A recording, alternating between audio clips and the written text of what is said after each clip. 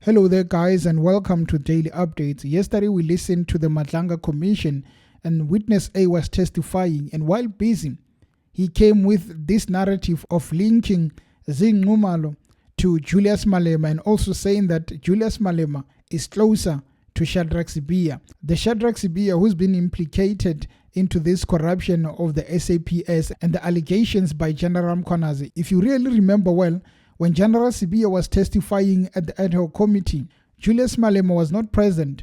People are now trying to connect the dots, saying that, well, the reason Julius was not present could be because of this linkage from Witness A, who says that Julius is closer to Shadrack Sibiya. Please have a listen. It will go like this. During the call with General Shibiri, he told me that Mulife was part of a group of 5 individuals with interest in mining in the Northwest province, and that one of those guys belongs to a group of Abom Swazi, Nabom Tagati. That is him saying the names now.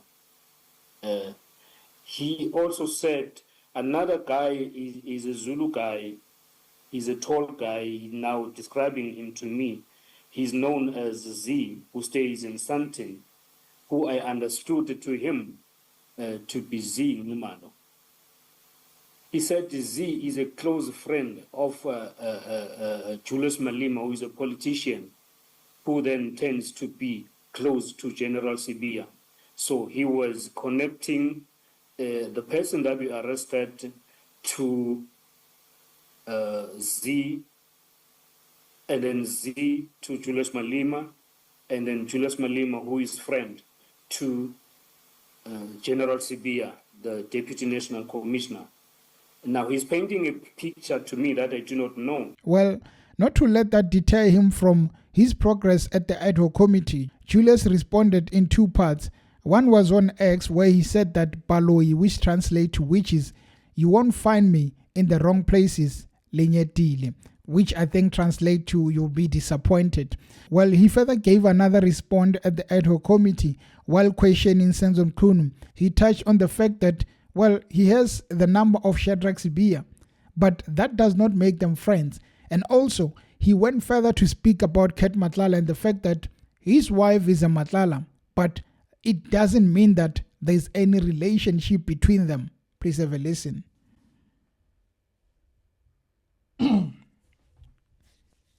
Minister shared this letter with Mkhotsi, since Mkhotsi has got, within amongst these 3, the close relationship is God, is with the minister through comradeship. You don't call all those people you have. I've got contacts here. Some I even forgot, but I don't call them. I don't share any sensitive information with them unless those people are known to me and I'm confident and I know that I can describe my relationship with those people. Let's say, for instance, I've got General Sibiya's number, like I do with many generals and ministers and deputy ministers. But I can't claim to be a friend, and Sibiya can't claim to be my friend. But I know him. I will call him on matters of the police that I think, look, there is this issue and it seems like you're not paying attention and anything of that sort. I can't deny that, but to stretch it to comradeship, to stretch it to friendship, none of us can claim that kind of a relationship between us. Why would someone who says, if you are clean, go on, and then you see that as a threat? Because we get told that nonsense all the time. Malema is not there because he's not clean, he meant Sibiya is, and then I must be threatened by that. No, I'm not. Yeah, I'm not if someone says to you, if you are clean, go on, and let's see what happens. I'll never see that as a threat because I'm clean. Actually, I'm continuing so that you can take whatever you want to take against me. If I know I'm clean, I will never be blackmailed. If that is kind of a blackmail or a threat, why would you take something like that as a threat where a person says, if you were clean, go on, and you say, I'm being threatened? You're not being threatened. He's right. If you are clean, go on. And you are going on because you think you are clean. You have nothing to hide. You have never retreated from what you are doing because someone said, if he's clean, let him proceed. I don't think that is a threat. Why would you want to associate with such a character? Worse, if you say you don't know him. Because I was, for instance, associated with Matala. My wife's surname is Matala. And it was immediately assumed that I know Matala. I've never issued a statement. I've never written anything. I don't care what they think. I don't know the chap. But you, because you are lawyers, it's you. You pass all these big fences of maximum prison looking for an affidavit from an ethical man who's in prison. How do you justify that, Minister? My view on this is that for so long, a lot has been happening in the country and there's never been accountability. On the 6th of July, General Mkhwanazi did us a favor by coming out with those allegations. There's a lot more that we don't know in this country that is going on. I believe that Madlanga will be giving us the dots and answers that we've never knew about. Ours is to give them a chance. Let them come up with these names, and if they give your name, you go there and testify also to give the side of your answer. If people are involved in shady businesses, they must be called to account. It cannot be a mistake when now people, if others are mentioned, they rise up in excitement. That is caused by the fact that for so long people have not known that there is so much corruption that is rooted in the people that we think are going to protect us. Now that things are coming out, we are going to have more voices.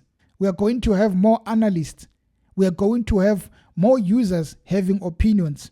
We should listen, but then not make final decisions on that until the people who are mentioned then make a decision to turn out at the Madlanga or at the head of committee. That is where we can say that, well, we did not know. But one thing for sure, we all did not know the rot that has been happening in the country. Of course, we thought it is about the cold drink when the traffic officer stops you.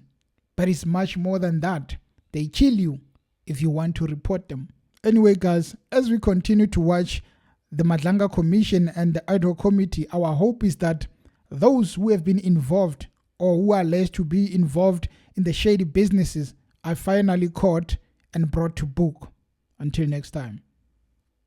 Cheers. Minister shared this letter with Mkhotsi, since Mkhotsi has got, amongst these three, the close relationship is God, is with the minister through comradeship. You don't call all those people you have. I've got contacts here. Some I even forgot, but I don't call them.